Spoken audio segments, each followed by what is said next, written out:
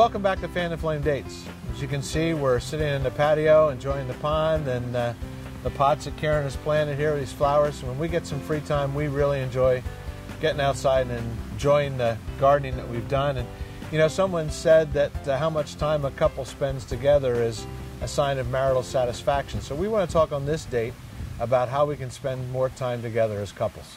Time is the one commodity that we all have the same amount of. So how we spend our time together reflects our relationship and our priorities. What's important to us. Yeah. In that relationship. You know, we live in a culture that says busy is better, busy is successful. And, you know, if you have kids, you're busy, busy, busy. You're running to after-school events, practices for athletics or musical instruments or ballet or baton or whatever the case. We were really busy. 2 kids with 3 sports each. Mm-hmm. And, you know, finding time together as a couple is very difficult because we're over-scheduled and we're under-connected. But when we are busy and attending some of these sports functions or music functions, theater functions, whatever they are, we can still make that connection, and the time doesn't have to be just ourselves, but it can be talking about who we are together as a family. Mm-hmm. It doesn't have to be just as a couple. And why are we spending so much time running around like this and doing crazy stuff? But it is important for us to have time together just as husbands and wives. And, you know, we need to move from finding time to making time, becoming more proactive in this, because your relationship, my relationship together as husband and wife is a #1 human relationship. There's going to come a day when the kids grow up, leave home, and it's just going to be us. And this is the second most vulnerable time for divorce in the life of a couple, is empty nest, because we grow up and we say, hey, you look familiar. I know you're the mother of my boys, but other than that, we haven't connected for 27 years, you know. We're in deep trouble. Spending time together as a young couple looks different than spending time together as an older couple or an empty nest couple. When our kids were young, spending time together was doing things as a family and then talking about it afterwards. We would go to the beach and Bruce would tell me how much he hates the beach, you know. Sun, salt, sand, sewage, 4 worst corrosives known to man, and we're spending good money sitting in it. It made no sense to me. But he did that to enjoy some family time together, and he showed me how much he loved me by doing that. The things you do for love. The things you do for love. So spending time together isn't always doing something you love to do, but doing something you know. But we would put the boys to bed, and Mom and Dad would be there, and you and I could take a walk on the boardwalk, get some ice cream, sit down and watch the waves or whatever.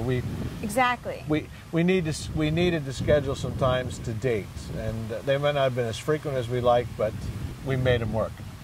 Now that we've got to be empty nesters, we're sitting in what Karen and I like to do. We enjoy gardening. We enjoy creating spaces with landscape. It's a lot of fun. We like to kayak together.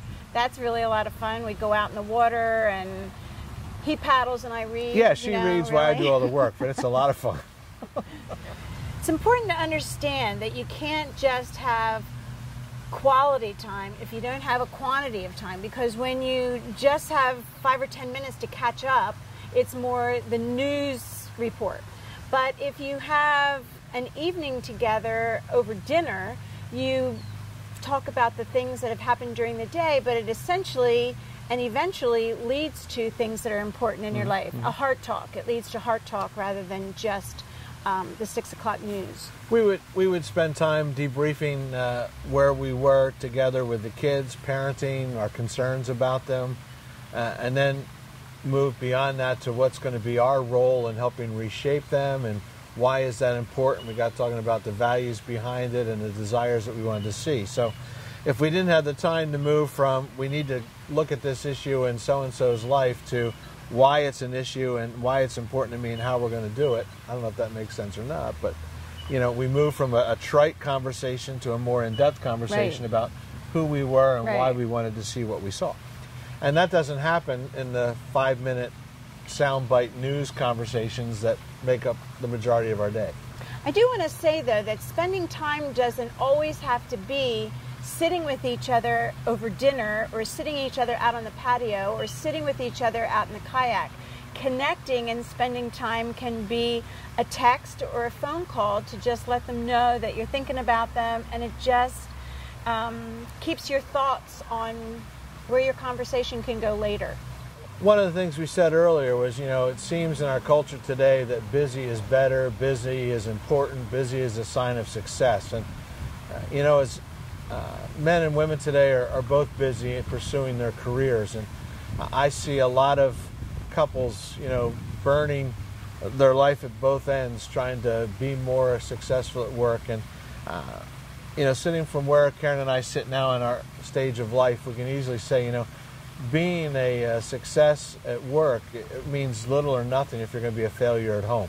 So, one of the things you want to do is learn how to budget your time so that, our kids are gone. We can't go watch them play football anymore or baseball anymore. They're up and they're out, and, there's times when we can have regrets about the fact that we burnt so much time and energy here when we could have been investing it in the lives of our kids. So, not to mention ourselves. But I was having dinner last night with a friend, and we're talking about retiring.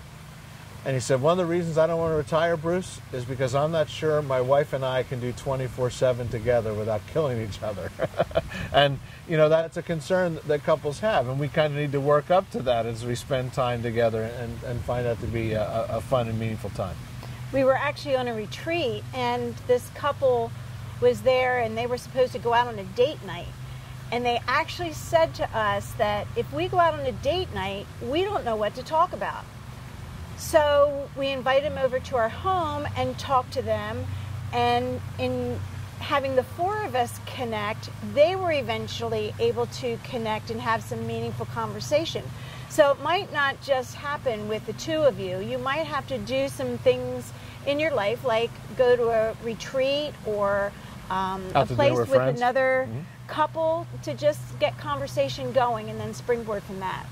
We talked about moving from finding time to making time, and one of the things that we want to suggest is that you plan your week, and maybe on Sundays, you sit down and you look at your schedule for the week and you say, these are the boys' schedules, the kids' schedules, this is what's going to take place, but where can we block out at least 10 minutes for us? And I know that we found that before bed, after we put the kids to bed, it was a good quiet time for us, and just being able to take advantage of that. But not only should you try to do 10 minutes a day, but you should really try to maybe find 30 minutes, maybe 3 times a week when you can touch base. And what's that going to look like? Is that going to be a talk time? Maybe it's a movie you want to watch together, your favorite TV show.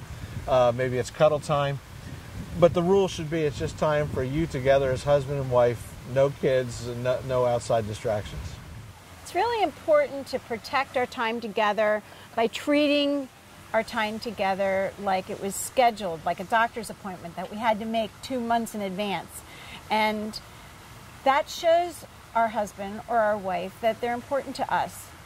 In doing so, you have to be comfortable also with saying, no, I won't be able to meet with you today, but I can schedule you in, or I can make some time for you. How many times? Tomorrow. How many times does that happen to us? Where we have a time set up with our spouse, and someone comes and says, "Hey, can we get together at such and such a time?" And it happens to be the time you scheduled your date, and you think, "Well, she's not going to mind too much if I cancel. This is kind of an important thing, and I'm going to go ahead and do it." I've made a very powerful statement into where Karen is my priority, that she's second to this fellow and not to her. But I do want to say that there are times when we have to adjust our schedule. Sure. Just like you have to call and cancel a doctor's appointment because something important came up. If there was a crisis at work, you deal with it and you understand it and you believe the best, but then make up for it in another time. Yeah, that's part of keeping it realistic. I mean, obviously there's going to become things that, get in the way. And we're not going to hit these goals every week of 10 minutes and 30 minutes, but we're going to have to keep working. But if you have a target, then there's something to shoot for. Well, we've spent some time talking about the need to spend quality time together, and that quantity of time leads to quality. So what we'd like you to do right now is keep watching the screen. The need a knee, nose to nose questions are going to come up. Turn, face your spouse, put your knees together, hold hands, and take some time to answer those questions. And we'll look forward to seeing you again on our next Fan to Flame date.